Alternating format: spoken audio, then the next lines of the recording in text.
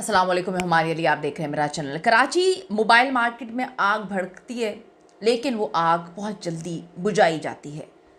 सवाल यहाँ पर यह है कि गुल प्लाजा की आग के अंदर कौन से ऐसे केमिकल छिड़काए गए थे कि हर आग बुझ गई, लेकिन गुल प्लाजा की आग 5 से 10 मिनट के अंदर पूरे के पूरे गुल प्लाजा को खा जाती है, खाकिस्तर बना देती है, हर एक चीज़ को जला देती है, इंसान की बाकियात तक नहीं मिलती। ये क्या माजरा है? इस पर क्यों बात नहीं की जा रही? क्यों आवाज़ नहीं उठाई जा रही? इसके पीछे की कहानी क्या है? किसने लोगों को बाहर निकलने से रोका था? गुल प्लाजा में साने की जो तहकीकात है उसमें बहुत सारी अहम चीज़ें तो सामने आ रही हैं, लेकिन क्या इस मामले को दबा दिया जाएगा? असल कसूरवार सामने आते आते उनको साइड पे कर दिया जाता है। इंक्वायरी कमेटी ने 20 मिनट की सीसीटीवी फुटेजेस जो हैं वो हासिल की। क्या उससे कोई फ़ायदा होगा? पहले जो है वो बिजली बंद होती है वहाँ पर, उसके बाद आग भड़कती है, और ऐसी भड़कती है कि जिनकी दुकान से ये आग शुरू होती है उनके करता धरता तो बच जाते हैं, उनके बच्चे भी बच जाते हैं, उनकी फैमिली भी बच जाती है, लेकिन वो आग ऊपर नीचे हर तरफ फैल के हर फ्लोर को जो है तबाह बर्बाद कर देती है। तो किसको कहाँ पर क्या बचाने की कोशिश की जा रही है? क्या मामलात हैं? मुख्तलिफ जगहों पर आग लगती है। फैसल ईदी के मुताबिक ये आग काफ़ी मामलात को एक्सपोज कर चुकी है। इसकी इन्वेस्टिगेशन सही अंदाज से होनी चाहिए। फैसल ईदी का इतना तजर्बा था, फिर भी जो रिपोर्ट आई है उसमें तो बहुत सारी चीज़ों को गायब कर दिया गया है। आज की वीडियो बड़ी इंपॉर्टेंट है, रिक्वेस्ट है चैनल को सब्सक्राइब करें, वीडियो को आखिर तक मुलाहिजा ज़रूर फरमाइएगा।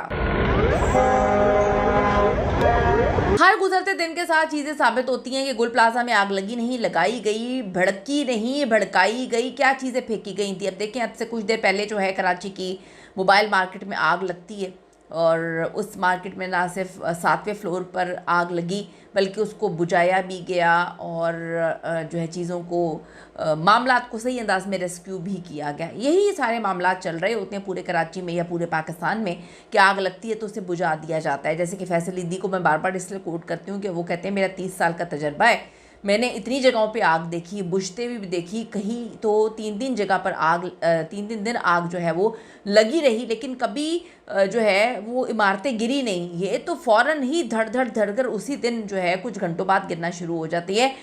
मेरी तो समझ से बालातर है ये सारी चीज़ें कि जो रिपोर्ट भी आ गई, उसके बाद इन्होंने कहानी भी सुना दी, इन्होंने 2 साल में बन जाएगा ये भी बता दिया, लेकिन ये नहीं बताया कि ऊपर का फ्लोर जहाँ पर पार्किंग हुई हुई थी वहाँ पे दरवाजे किसने बंद किए, नीचे दरवाजे किसने बंद किए, इतना कौन सा अंदर क्या क्या मामला थे, गुल प्लाजा के अंदर कौन से जो है तबाहकुन चीज़ें ऐसी रखी हुई थी कि वहाँ पर इतनी खौफनाक आग लगी, और जहाँ से आग आर्टिफिशियल जो दुकान थी वहाँ से फूलों की शुरू होती है, वहाँ पे तो कुछ नहीं होता, वहाँ पे तो लोग बच जाते हैं, लेकिन वो हर तरफ ऐसे फैलती है कि बाकियात भी नहीं मिली मुताद्दद लोगों की जो शहीद हो चुके हैं।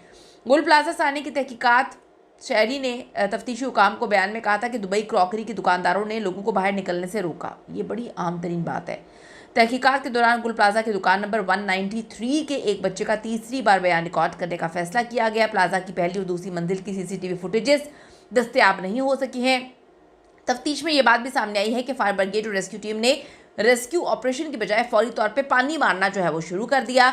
धुआं भरने की तकरीबन 20 मिनट बाद दुकानदारों ने ग्रिल तोड़ी। इस दौरान ज़्यादातर अफराद जो है वो बाहर निकल गए।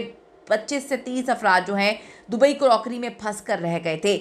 शहरियों के बयानात के मुताबिक दुबई क्रॉकरी के दुकानदारों ने लोगों को बाहर निकलने से रोका, जबकि एक दुकानदार ने बयान दिया कि उसने तकरीबन 150 अफराद को रास्ता दिखाया और ग्राहकों को कहा कि आग खुद ब खुद बुझ जाएगी। यहाँ पे पास्ता साहब की कहानी है कि दरवाजे खुले हुए थे तो हमने जाके रेस्क्यू किया, पता नहीं क्या रेस्क्यू किया। आखिर ऐसी कौन सी आग लग गई थी कि शॉपिंग प्लाजा के 150 से 200 अफराद बाहर निकल ही नहीं सके?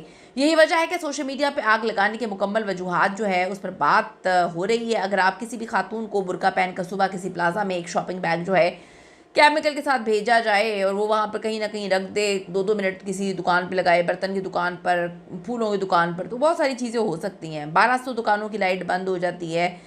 आप देखें इतने बड़े प्लाजा में किसी के पास भी यूपीएस नहीं था। 90% ऑपरेशन मुकम्मल जब हो गया, हड्डियाँ मिली, पकड़ते चूरा हो गई, आप देखें कि बंद कर दिया गया, रिपोर्ट तैयार करवा दी गई, तो जो अंदर से अपने प्यारों को कॉल्स कर रहे थे, यकीन करें कि उनके प्यारों के लिए तो अब खून के आंसू सारी ज़िंदगी रोते रहेंगे कि उनके प्यारों की बाकियात भी नहीं मिलती है। बहुत सारे सवालात हैं। वीडियोस जो मिली हैं उसमें वाज़ेह तौर पे देखा जा सकता है कि बेसमेंट में मौजूद जो दरवाजे थे वो बंद थे और उन पर ताले लगे हुए थे। इब्तिदाई तहकीकात के मुताबिक जो आग गुल प्लाजा बेसमेंट में लगी, जहाँ रसाई महदूद होने के बायस सूरत हाल मज़ीद संगीन हुई।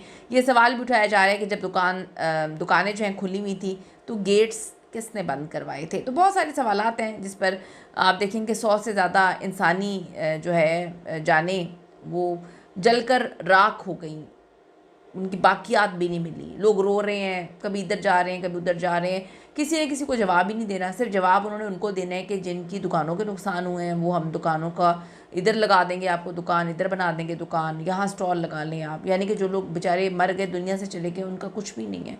अफसोस की बात है। मेरी तो समझ से जो है वो बाला तर है। अभी भी तो थोड़ी देर पहले जो है कराची की एक मार्केट में जो है वो सदर में ये आग लगती है और आप ये देखें कि सदर जो है मोबाइल मार्केट, इसमें आग भड़कती है। कहा जाता है कि 7वें फ्लोर में भड़की है। वहाँ पे जल्दी से जाके रेस्क्यू भी लोगों की किया जाता है, आग भी बुझाई जाती है। वो आग पानी डालने से बुझ गई। तो गुल प्लाजा की आग में ऐसी कौन सी चीज़ थी कि पानी डालने के बाद वो भड़क रही थी। कीमती राय ज़रूर दीजिएगा। अगर आपको कुछ समझ आता है आवाज़ उठाते रहें, वीडियोज़ को शेयर करते रहें। See you in the next video.